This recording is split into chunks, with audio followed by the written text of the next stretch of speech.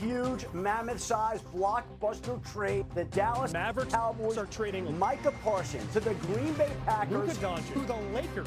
This deal materialized in the shadows. The biggest trade in NBA history. The dark and sad day. The second guessing in Dallas begins. Man, have things changed in Dallas, because that was only 3 years ago. And look at him now. Micah now in Green Bay, Luka in LA. And we know how Mavericks fans responded to the Luka trade. I'm not sure they can campaign to fire Jerry, but I digress, because how did we even get here? Maybe the writing was on the wall last season. Week 3, there were the sideline frustrations. Everyone's trying to be a Superman. And then week 14, Parsons walked off the field early. Monday Night Football against the Bengals. So now we go to this season, and Parsons reported to camp July the 21st, but even then, he made it clear he wasn't going to play without something new in place. So August 1st, guess what? He requested a trade via social media. I mean, obviously.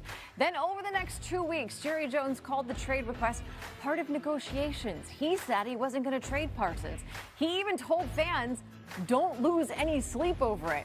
New coach Brian Schottenheimer then said he expected Parsons to be on the field week 1. That was August the 22nd. I guess he should have specified with which team, because Parsons going to be on the field week 1. Just not with Dallas. Trade done August 28th. Parsons to Green Bay with an already agreed upon new contract with the Packers. 4 years, $188 million. Louis Riddick is here. Let's just start with your reaction. You saw the trade news and thought what?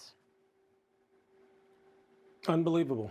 Like, this is really hard to fathom, Nicole, simply because Micah Parsons is the kind of guy that every scouting department, every general manager, every team president, every team owner dreams of drafting and developing and then re-signing, because it's easy.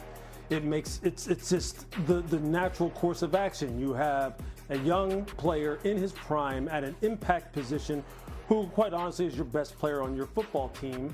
And so those are the kind of things that you kind of go to the table early with his agent, and you work it out. And if things kind of get sideways, you get back into the room and you work it out, because these aren't the kind of guys that you wind up trading away to teams in your own conference and making them much, much stronger and making yourself much weaker by virtue of what kind of draft pick compensation ultimately you're going to wind up getting, because you just made the other team better. Like, so I mean, my mind was blown. I didn't think we'd ever get to this. I thought maybe we'd get to the point of, maybe Micah playing on his 5th-year option and being ticked off and us talking about it all year long. And then was it going to be about Jerry going ahead and franchising him 2 times, or is he going to trade him in the offseason?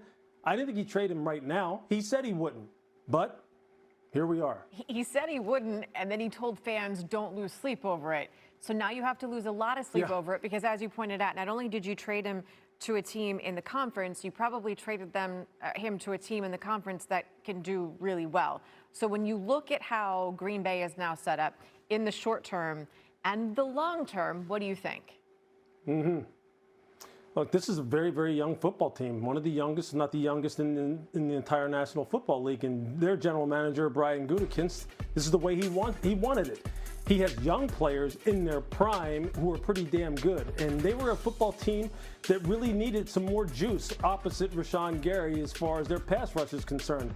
And now they've got it instantly. Micah Parsons, the very best in the NFL as far as pass rush win rate over the course of his career. Now him and Rashawn Gary can terrorize people off the edge. And then they've got some depth on the defensive line as well. Lucas Van Ness is on the defensive line. These guys are all going to benefit from Micah being there because of the attention he's going to have. And then on the second level, I mean, they have got guys like Edgerrin Cooper, who was drafted last year out of Texas A&M, who was a freaking superstar. Javon Bullard, who they drafted out of Georgia, who was going to be a superstar. Xavier McKinney, who they signed from the New York Giants. All of these guys are under 27 years old. So this is a general manager's dream. And for Dallas, I mean, look, I know they get 2 future number 1s and they get Kenny Clark. So, I mean, look, yeah, it looks good on the surface, but look at how much stronger you just made a team in like Green Bay that was already in contention to win the North and the NFC anyway. And now they probably will be right there. So what's that draft pick going to net you? A 26th, 27th pick overall in the first round? It's not like you're getting in the top 5. You had, though, a known quantity in your hand, and now Again, he's at a conference rival, and they are dancing in the streets in Green Bay. Oh no, they're literally dancing in the streets in Green Bay. That's actually happening, and you are shocked that this happened as well. Bet. Thank you, Mr. Riddick. You bet. In exchange, the Cowboys received three-time Pro Bowl defensive tackle Kenny Clack, as Mary would say, and 2 first-round draft picks. Parsons then agrees to a 4-year, $188 million contract, $120 million fully guaranteed at signing, $136 million in total guarantees, making him the highest-paid non-quarterback in NFL history. Parsons goes to social media and releases a statement because that's what you have to do. Those are the rules. Yeah, any issue, you have to release statements. People love statements. To wear the blue and white at Penn State, then carry those same colors into the NFL as a Cowboy, it was more than a dream. It was a destiny. I never wanted this chapter to end, but not everything was in my control. Through it all, I never made any demands. I never asked for anything more than fairness. This is a sad day, but not a bitter one. And no matter where the next chapter takes me, the bond we've built will never break. Yeah, it's taking you to Wisconsin. Now the man who traded Micah Parsons, Jerry Jones. Nothing in the world am I criticizing Micah about at all. That was every bit his right. And Micah's never been anything but so pleasant for me to be around. I want to be real clear about it, not that it implies that it's not. Things are good here. Things are good here. We have just decided that it was in the best interest of our team to take the consideration that we have. We appreciate his 4 years, but we can take that consideration and we can win in our minds more than had we gone the other route and signed him. That's not a negative on Micah. That's just unique to our circumstances. I firmly made a commitment to Micah this spring, and paid him, and to pay him. At that time, I was battling and knew that the other alternative probably was. I had no idea of what we might be able to get, but I knew that it was very likely to be several players that we could use those resources for all the way, draft picks as well as cap space. Jerry, you had said a couple weeks ago in an interview with Stephen A. that you were never considering trading Micah Parsons. Was that a tactic at the moment, or did your tune eventually change in the last couple of weeks? Do you really think if I wanted someone to be interested in him that I would say, oh, I'm going to trade him? It's the opposite. It's the opposite, of course. And I thank you for writing it. I really do. For other Cowboys players coming up the line, they see how this negotiation with Micah went. How would you answer their question, well, gee, what do I have to do to get an extension if Micah can't get one? Ask Dak. Highest paid man in the NFL. There's a lot of players that they could ask that have been paid down around here. I'll pay players. So what makes this different? Because we wanted to look and see if we could do what we did. That's the benefits of the trade made it different. Make no mistake about it. We all know we could have signed Micah, but we decided to go with the trade. Senior NFL insider Adam Schefter is here. Adam, I just finished watching the excellent Netflix doc on Jerry Jones and the Cowboys called America's Team, The Gambler and the Cowboys. It's a 10 out of 10 production. Phenomenal. This trade is a 10 out of 10 gamble. What happened? How did we get here? Why did Jerry trade Micah Parsons? I think Jerry Jones thought he had a deal in place with Micah Parsons in late March, early April, and I think he was insulted enough that when Micah didn't wind up taking what he thought was an agreement between the two of them, that he wasn't going to do another deal right now. And he felt there was an opportunity out there to actually improve this team, in his words, to trade Micah Parsons for 2 future ones and a run defender in Kenny Clark that he thinks can really help this team's run defense. And I think Jerry Jones, in the end, John, was looking for a 2025 version of the Herschel Walker trade that he once made that made the Cowboys dominant. So if you're looking to make America great again, he thought he could do it by dealing Micah Parsons to the Green Bay Packers for 2 ones and a run defender.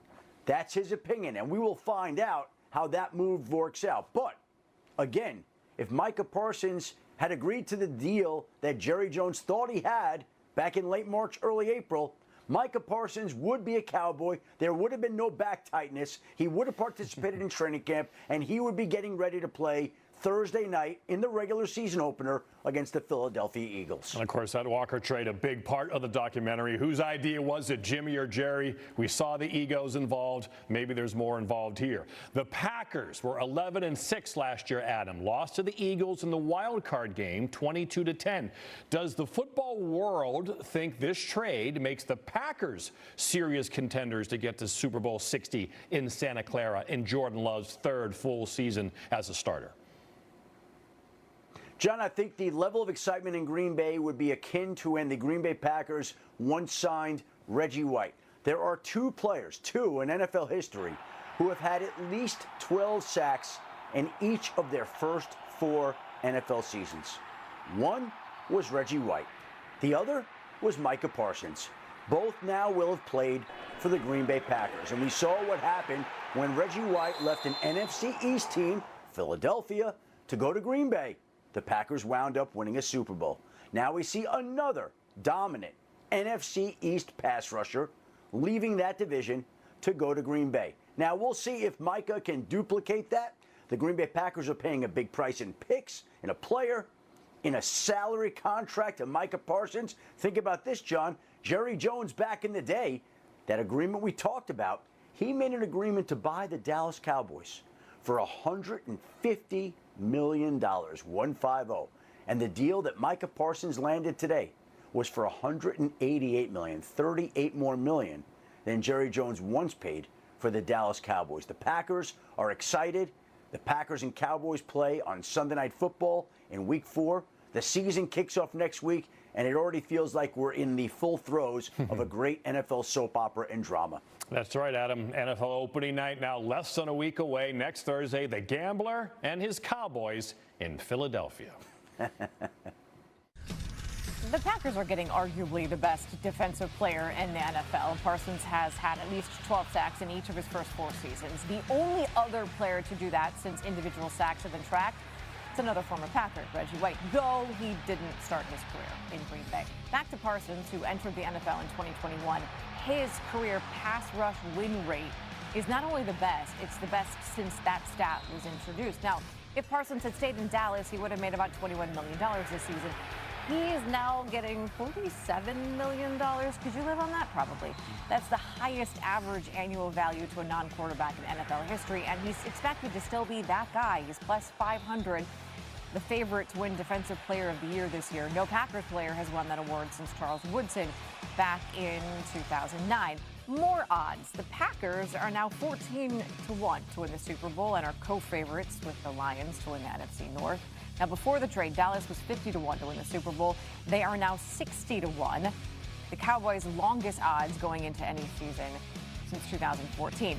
Green Bay opens their season Sunday, September the 7th, at home against Detroit. And would you look at that? Look at that schedule. A little Sunday night game on September the 28th. Look at where Green Bay has to go.